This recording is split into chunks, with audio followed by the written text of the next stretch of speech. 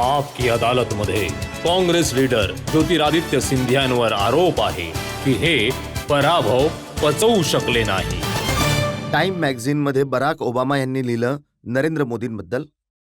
लहानपणी मोदींनी कुटुंब चालवण्यासाठी वडिलांबरोबर चहा विकला. त्यांच्या जीवनाची कहाणी गरिबीपासून ते पीएम पर्यंत भारत पुढे जाण्याची शक्यता आणि जिद्द दाखवते.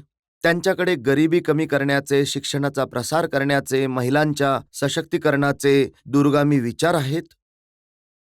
पण काँग्रेसला हा चहावाला सहन होत नाहीये. लोकशाहीमध्ये मधला हा उत्सव निवडणूक असते रजतजी. आणि मला असं वाटतं की जगातली सगळ्यात मोठी लोकशाही असल्याच्या नात्याने भारताची मूळ आणि भारताचे वैशिष्ट्य आपल्या मताचा अधिकार हा सुद्धा असतो. आणि जो कोणी या निवडणुकीच्या लढाईमध्ये निवडून येतो तो भारताच्या इच्छेनुसार येत असतो. 1 वर्ष झालंय, परंतु 1 वर्षाचा जो कार्यकाळ राहिलाय असं मला वाटत नाही की संतोषजनक आहे. परंतु यावर नक्कीच आपण, मला माहिती आहे की विश्लेषण करू. पराजय असते, विजय असतो. येणं जाणं, सत्तेमध्ये राहणं, सत्तेमध्ये न राहणं, उतार चढाव हे कुठल्याही केवळ राजकीय दलामध्ये नाही, तर परंतु मला असं वाटतं की प्रत्येक व्यक्तीच्या आयुष्यात येतच असतं. परंतु कसं त्या चढावावरती तुमच्यात अहंकार येऊ नये आणि कसं त्या उतारावर तुम्ही विश्वास गमावू नये, परंतु पुन्हा कष्ट मेहनत करून आपल्या परिश्रमाच्या आधारावर उभं राहण्याचं धाडस ठेवावं, हे व्यक्ती, दल किंवा कुठल्याही संघटनेची सगळ्यात महत्त्वपूर्ण टेस्ट आहे. हे बघा, मी तुम्हाला उदाहरण देऊन सांगतो. हे इकॉनॉमिस्ट मॅगझिन आहे, जगातील मोठं मॅगझिन आहे. यांनी लिहिलं की भारताची अर्थव्यवस्था बऱ्यापैकी स्थिर आहे. नरेंद्र मोदीच्या सरकारने नीतिगत निर्णय घेतले ज्यामुळे महागाई कमी झाली, व्याजाचे दर ढासळले, रुपयाच्या किमतीमध्ये स्थिरता आली, राजकोषीय आणि चालू खाते आणि तोटा नियंत्रित झाला. या सुधारणांमुळे आशा अशी आहे की भारत 7.5% वृद्धीबरोबर चायनाला मागे सोडू शकतो. पण राहुल गांधी म्हणतायत की 10 पैकी 0. काही केलंच नाही यांनी. परंतु हे सत्य आहे रजतजी. तुम्ही बघाल, घोषणा ज्या दिल्या होत्या, काय घोषणा दिल्या होत्या? घोषणा दिल्या होत्या अच्छे दिन. आता तुमच्याबरोबर इथे बसलेलं असताना आपल्या लोकशाहीची सगळ्यात मोठी गोष्ट इथे आहे. विचारा तुम्ही कोणासाठी चांगले दिवस आलेत? आज शेतकऱ्यांसाठी चांगले दिवस आलेत. शेतकऱ्यांची अवस्था बघा. भले तुम्ही समर्थन मूल्यांमध्ये वृद्धी नाही मिळाली, जी बोनसची प्रक्रिया असायची, सर भारत सरकारच्या एका चिठ्ठीने प्रत्येक शेतकऱ्याला जे 150 रुपये प्रति क्विंटल मिळत होतं ती बोनस प्रक्रिया संपवली. खतं नाही मिळाली, परंतु काठी मिळाल्या आहेत प्रशासनाच्या. बाजारपेठातून स्टॉक लिफ्ट केला जात नाहीये. ते तर सोडूनच द्या, गारपीट अतिवृष्टीनंतर भरपाई दिली जात नाहीये. म्हटलं जाते की स्टेट डिझास्टर रिलीफ फंडमधून पहिली रक्कम मिळावी, त्याच्यानंतर आम्ही विचार करू. आमच्या काळी सुद्धा दुष्काळ झाला होता, आमच्या काळामध्ये सुद्धा गारपीट अतिवृष्टी झाली होती, परंतु सरकारचा खजिना आम्ही उघडला होता शेतकऱ्यांसाठी. आणि त्याच्यानंतर आता आणखी काही सोडून द्या, परंतु जमीन ज्यावर आपले जे पाय आहेत शेतकऱ्यांचे, ती जमीन सुद्धा हिसकावण्याचे आता प्रक्रिया सुरू झाली आहे, भूमी अधिग्रहण विधेयकाच्या आधारावर. तर शेतकऱ्यांना जिथे तुम्ही एक प्रकारे गळा दाबत आहात आणि दुसऱ्या बाजूने त्याची एकमेव अमानत तुम्ही घेऊन जात तुम्ही आहात. दररोज म्हणताय की शेतकऱ्यांची जमीन हिसकावून उद्योगपतींना दिली जाते. 30 ऑगस्ट 2008चा हा टाइम्स ऑफ इंडिया आहे. तुमचं सरकार होतं, 4 वर्ष सरकार होऊन झाले होते. हरियाणाच्या झज्जरमध्ये 25,000 एकर जमीन ज्याची किंमत 40,000 करोड आहे, ती शेतकऱ्यांकडून घेऊन उद्योगपतींना दिली. महाराष्ट्राच्या रायगडमध्ये 10,000 एकर जमीन एका दुसऱ्या उद्योगपतींना दिली होती, 30,000 करोडची जमीन. उडीसामध्ये 8,000 एकर जमीन 40,000 करोडची मित्तल साहेबांना दिली. तुम्ही जमीन शेतकऱ्यांच्या घेऊन उद्योगपतींना देत होते आणि आज त्यांचे हितचिंतक बनतायत. मला खूप आनंद झाला तुम्ही हा प्रश्न मला सुद्धा केला. खूप आनंद आहे की मी हा प्रश्न तुम्हाला विचारला. मला खूप आनंद झाला. परंतु यामध्ये आणखी ऐका ना. मी सन्मानपूर्वक संपूर्ण हो, गोष्ट हो, ऐकून घ्या. नक्कीच. हे जितके प्रोजेक्ट्स आहेत यांची कंबाईन जमीन होती 92,000 एकर, मुंबईची अर्धी साईज. आणि या जमिनीचा परिणाम झाला 5 लाख शेतकऱ्यांवर. 5 लाख शेतकऱ्यांची जमीन घेऊन उद्योगपतींना दिली गेली. त्यावेळी तुमच्या लक्षात नाही आलं का की सरकार उद्योगपतींचे आहे की शेतकऱ्यांचं आहे? तर जसं मी सांगत होतो रजतजी, मला खूप आनंद झाला तुम्ही हा प्रश्न विचारला. मला सुद्धा खूप आनंद आहे की पण मी हा प्रश्न त्यामध्ये विचारला. चला आम्ही दोघेही खुश आहोत. परंतु यामध्ये तुम्ही एक डेटा पॉइंट विसरला आहात की गुजरातमध्ये किती जमिनी घेतल्या गेल्या होत्या उद्योगपतींना देण्यासाठी. ते तुम्हाला सांगू मी हो. मी ते सुद्धा सांगतो तुम्हाला. परंतु तुम्ही एक पॉइंट मिस का केला जेव्हा प्रश्न तुम्ही विचारत मला होता. माहित होतं. तुम्ही दर काही दिवसांनी उल्लेख करता. राहुल गांधी आपल्या प्रत्येक स्पीच मध्ये नाव घेतात अडाणीचं. मी कोणाचं नाव नाही घेत आहे. मी तर तुम्हाला राज्याचं नाव हां. घेतलंय. त्या राज्याचे उद्योगपती आहेत अडाणी, ज्यांचं नाव राहुल गांधी आपल्या स्पीचेस मध्ये घेत असतात. गुजरातमध्ये काँग्रेसचे मुख्यमंत्री होते अमरसिंग चौधरी. त्यांनी अडाणीला 25 पैसे पर स्क्वेअर मीटरच्या रेटवर जमीन दिली.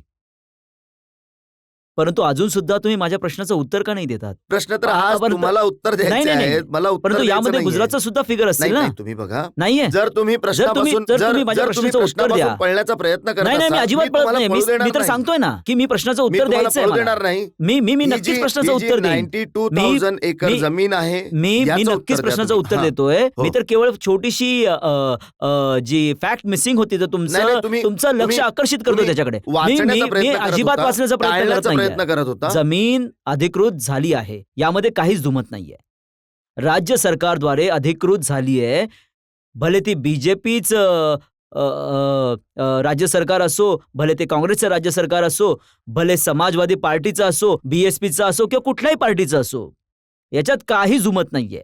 आणि हीच परिस्थिती ठीक करण्यासाठी, नियंत्रित करण्यासाठी आम्ही लोक भूमी अधिकरण विधेयक आम्ही लोक घेऊन आलो होतो संसदेमध्ये. नंबर 1. नंबर 2, भरपाईची रक्कम या सगळ्या उदाहरणांमध्ये दिली गेली होती. नंबर 3, आपला विषय काय आहे. आपला विषय हा आहे, जर जमीन शेतकऱ्यांची आहे आणि अल्पभूधारक शेतकरी या देशामध्ये, तर शेतकऱ्यांकडून त्यांच्या सहमतीशिवाय तुम्ही जमिनी अधिग्रहण केली पाहिजे का. शेतकऱ्यांची सहमती घेण्यामध्ये काय अडचण आहे तुम्हाला. नंबर 1. नंबर 2, सामाजिक प्रभावाचे आकलन व्हायला नको का.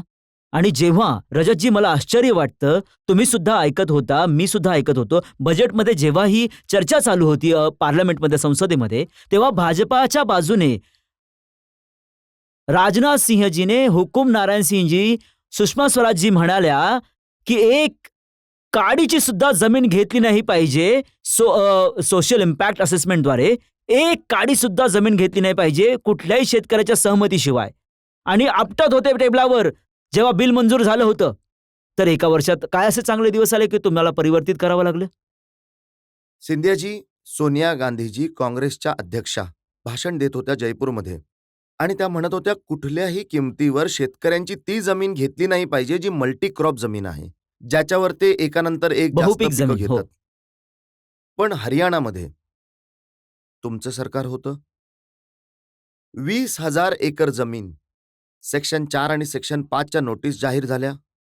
ती जमीन घेतली गेली शेतकऱ्यांकडून, आणि त्याच्या काही दिवसांनंतर ही गुडगाव, सोनीपत, फरीदाबादची सोनं उगवणारी जमीन होती, ज्या जमिनीवरती रेसिडेन्शियल कॉलनी बनवण्याची परमिशन दिली गेली.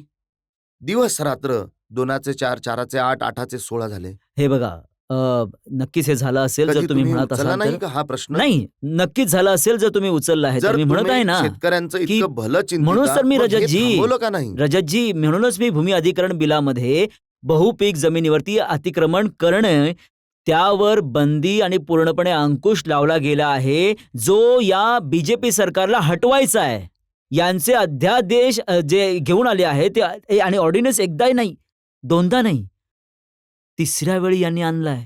पहिल्यांदा देशाच्या इतिहासामध्ये राज्यसभेचा भंग केला गेला आहे.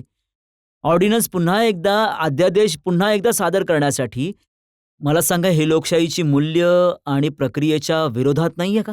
पण तुम्ही परंतु जेव्हा आपला बोलता- जो हट्ट धरला गेलाय की माय वे और हायवे, मी अध्यादेश एकदा आणणार नाहीये. मी आमचं सरकार एकदा आणणार नाही, तर दोनदा आणणार नाही, तर तीन वेळा आणू, आणि गरज भासली, लागली तर चौथ्यांदा सुद्धा आणू. हे लोकशाहीच्या विरोधात नाहीये का. मी तुम्हाला आणखी एक उदाहरण देतो. रॉबर्ट वाड्रा 2009 ते 2010च्या मध्ये राजस्थानमध्ये 2,000 एकर जमीन त्यांनी खरेदी केली, आणि त्याच्यानंतर त्या जमिनीच्या आसपास सोलर एनर्जीचे प्रोजेक्ट्स लागले. त्या जमिनीची किंमत दिवसा 2, रात्री 4, दुसऱ्या दिवशी 8 पट झाली. तर मी यात काय बोलणार? प्रत्येक देशामध्ये प्रत्येक व्यक्तीला हक्क आहे जमीन खरेदी करण्याचा. तुम्ही हा स्टुडिओ बनवण्यासाठी इथे नोएडामध्ये जमीन घेतली आहे. पण त्या जमिनीवरती स्टुडिओ बनलेला आहे आणि त्यावर तुम्ही बसले आहात. तर ठीक आहे ना, ही स्टुडिओ जमीन- बनवला तर. जमीन- आणि नाही, नाही, तुम्ही जमीन खरेदी जर मला करून- स्टुडिओ नाही बनवायचा असेल तर जर मी खरेदी केली असेल, मी गुंतवणूक केली असेल, मी 10 वर्ष होल्ड ते 10 केलंय. वर्ष होल्ड नाही केलं. जर तुम्ही 10 त्यांनी- वर्ष होल्ड ऐका. केलं असेल, 2 वर्ष होल्ड केलं नाही असेल, नाही जर तुम्ही एखाद्या नियमाचं उल्लंघन तुम्ही- केलं असेल, तुम्ही रॉबर्ट नाही, वाड्राच्या नावाने घाबरू नाही, नका. ऐका ना, ऐकून घ्या. मी अजिबात नाही घाबरत आहे. तुम्हाला सुद्धा आश्चर्य वाटेल थोडं ऐकून. 3.5 एकर जमीन हरियाणामध्ये त्यांनी खरेदी केली. अंडर डेव्हलप प्लॉट होता. 18 दिवसाच्या आतमध्ये सरकारने परमिशन दिली. त्या शेतकऱ्याच्या जमिनीला कमर्शियल बनवलं आणि जेव्हा कमर्शियल बनवलं त्यांनी आणखी एका कंपनीला दिली. त्यांनी त्याच्यावर काही हजार रुपये लावले होते, त्यांना करोडो रुपये मिळाले. ही जादू आहे. याला तुम्ही कुठल्याही एंटरप्रेन्योरशी नाही जोडू शकत. आणि हे फक्त यामुळे झालं कारण त्यांच्या मदर इन लॉ सोनियाजी आहेत. प्रत्येक व्यक्तीला या देशामध्ये अधिकार आहे. कुठल्याही प्रकारे त्यांनी आपला बिझनेस करावा, गुंतवणूक करावी. आणि जर कोणी नियमाचं उल्लंघन केलं असेल तर आज हरियाणामध्ये बीजेपीचं सरकार बसलेलं आहे, केंद्रामध्ये बीजेपीचं सरकार बसलेलं आहे. तपासणी करावी, काही अवघड नाहीये. तपास तर हो, होतोय. आम्हाला हो करा. आम्हाला तर विश्वास आहे की पूर्णपणे जो काही नियम आणि त्याचंच पालन करून त्यांनी केलंय. कमिटी बसली असेल, आज तपास करावा त्यांनी. मला फक्त इतकंच म्हणायचंय की ज्यांची घरं काचेची असतात त्यांनी दुसऱ्यांवर दगड फेकू नये. मला तुम्हाला हे सांगायचंय की ज्यांच्याजवळ देशहित आणि जनतेच्या हिताचा विचार आहे, त्यांना संपूर्ण अधिकार आहे की त्या सरकारमध्ये असे अधिनियम आपण घेऊन यावे. बस. तुम्ही 1 जानेवारी 2014ला कायदा आणला होता. 12 मे 2015 पर्यंत 29 राज्यांमध्ये त्या बिला अंतर्गत 1 इंच जमीन सुद्धा एक्वायर झाली नाही. तुम्ही मला सांगा, कुठल्या प्रोजेक्टसाठी जमिनीची कमी आहे या देशामध्ये? या देशामध्ये बेहडची किती जमीन आहे? माझ्या इथे चंबळ घाटीमध्ये येऊन तुम्ही बघा. मी तर 10 वर्षांपासून ओरडते की माझ्या प्रदेशामध्ये सरकारला की जर आपल्याला औद्योगिकरण हवं आहे तर चंबळची जे बिहडची जमीन आहे, का नाही अधिग्रहण करून त्याचा वापर आपण करावा ना? 10 वर्ष तुमचं सरकार होतं, तुम्ही का नाही बिहडवर प्रोजेक्ट लावले? अरे बाबा,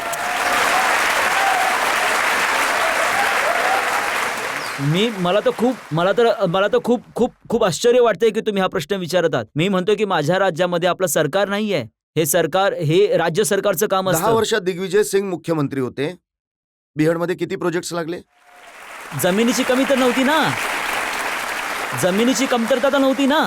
परिस्थिती आणि तर अशी आहे. आम्ही रजतजी त्या विधेयकामध्ये हेच लिहिलंय की बॅरड लँडला घेतलं पाहिजे, जी बेहडची जमीन आहे ती घेतली पाहिजे. मी तेच विचारतोय, तुमचं सरकार होतं तर का नाही घेतलं barren घेतलाय land? ना तेच बॅरन तरी लँड, सांगा. का नाही? कुठे नाही, का काय नाही घेतलंय? चंबळमध्ये- जेव्हा आधी आम्ही चंबळच्या मागील बिहडमध्ये 15 कुठले वर्षांपासून project जर लागले? आमचं सरकार नाही ना तिकडे, त्याच्या आधी तर त्याच्या होतं. आधी काही कमी नव्हती जमिनींची. आणि मी म्हणत आहे की जर जमिनीची कमी आहे तर त्याचा वापर करा ना तुम्ही. हायवे निघत आहे त्यातून, तुमची शताब्दी ट्रेन जाते तिथून, मग कुठल्या गोष्टीची कमी आहे? का तुम्हाला बहुपीक जमिनी बळकवायच्या आहेत? का तुम्हाला शेतकऱ्यांच्या सहमतीशिवाय त्यांच्या जमिनी सिंधियाजी, घ्यायच्या आहेत? बहुपीक शेतकऱ्यांवर तुमचा इतका वाईट नजर का ठेवताय तुम्ही की कसे की तुम्ही पिसला जावा शेतकरी का? सिंधियाजी, जेव्हा हरियाणाच्या सरकारने बहुपिकाची तुम्ही जर तिथेच जमीन गेलात परत.